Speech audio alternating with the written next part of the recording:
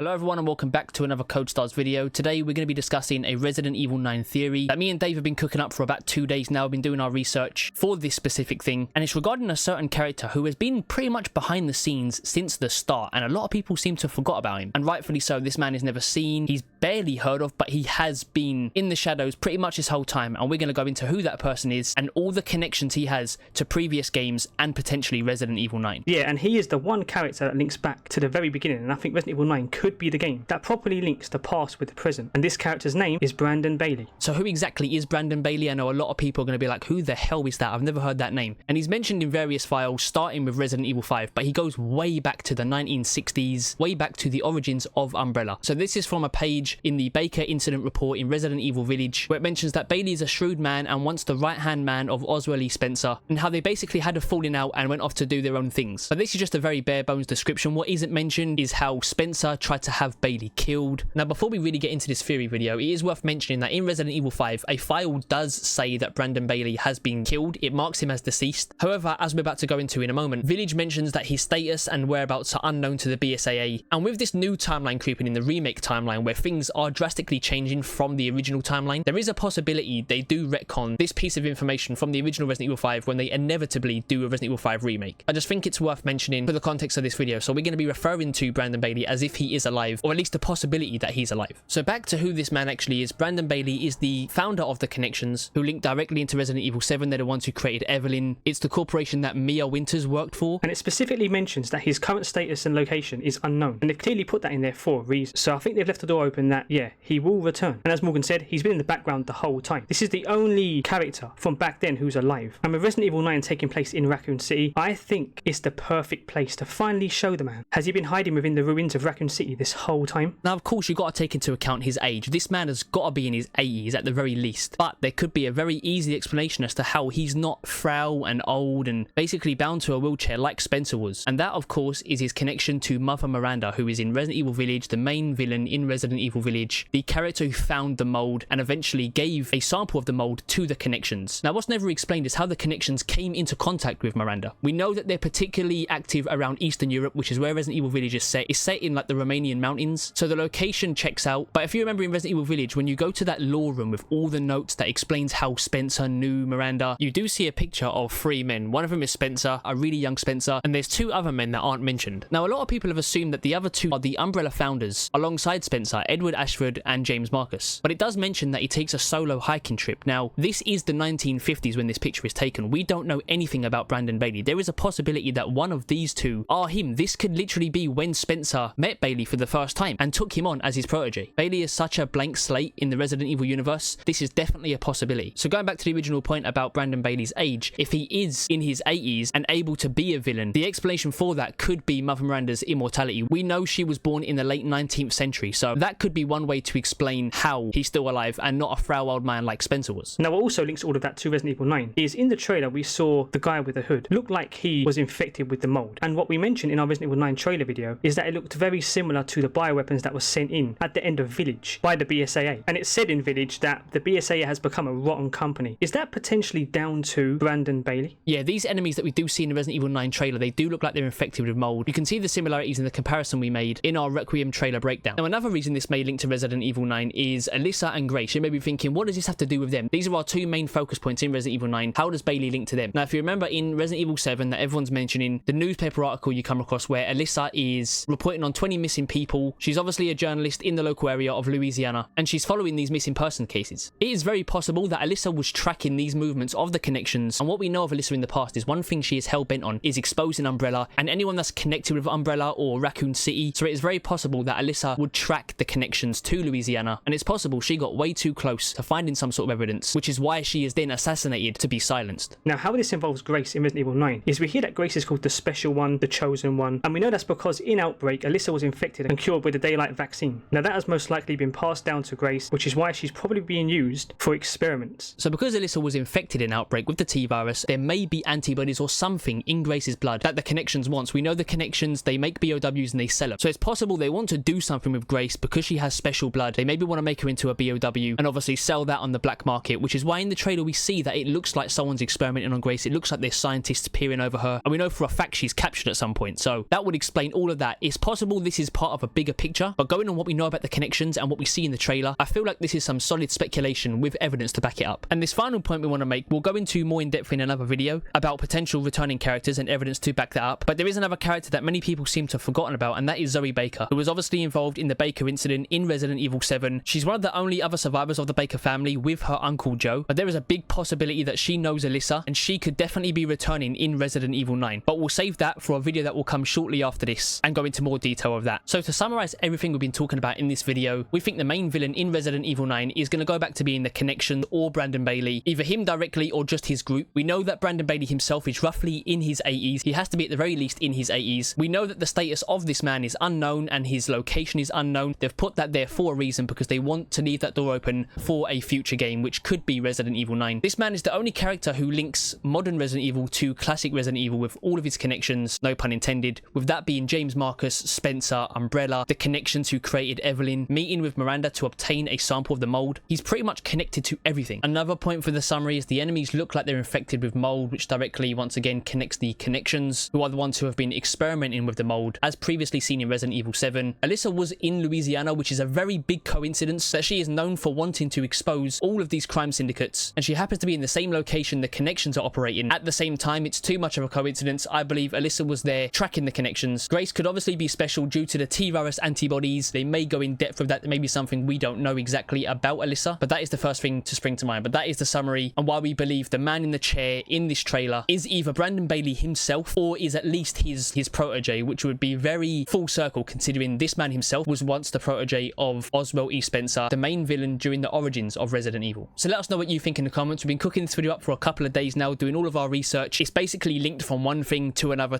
and we wanted to make sure that everything we put up in this video, every point, had some sort of substance to it, had some sort of reason and evidence to back it up. So let us know your thoughts down below in the comments. Share this video around if possible. Thank you all for watching, and as always, we'll catch you in the next one.